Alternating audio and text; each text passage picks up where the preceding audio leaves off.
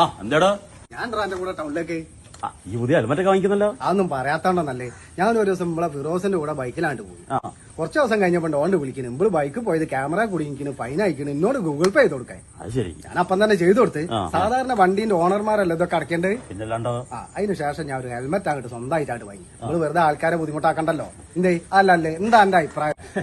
അത്രക്കൊക്കെ bike വാങ്ങിക്കൂടാ അല്ലേ? Petrol അടിക്കണ്ടേ? അതാണ്. അല്ല കഴിഞ്ഞോ? എന്ത് എന്റെ വർത്താനം കഴിഞ്ഞോടോ? ബാക്കി വണ്ടി പോകുമ്പോൾ സംസാരിക്കാൻ എനിക്ക് കൊറേ പറയാണ്ടാണ്ട്. എന്നാലേ ഇനി ഒരക്ഷര ഈ വണ്ടി പോരുത്. എന്നാ ഇവന്റെ കൂടി എന്നാ ഈ വല്ല വായിലിട്ടോട്. എടാ ഞാൻ ചായ കുടിച്ചിട്ട് വന്നാ. എടാ എന്റെ വിശപ്പ് മാറ്റാൻ വേണ്ടി തന്നതല്ല. ഇപ്പൊ ഒരു പുതിയ നിയമം ഇറങ്ങാൻ പോകുന്നുണ്ടോലെ. ബൈക്ക് ഓടിക്കുന്ന ആള് പിറകിലിരിക്കുന്ന ആളോട് സംസാരിക്കരുതും പോലെ.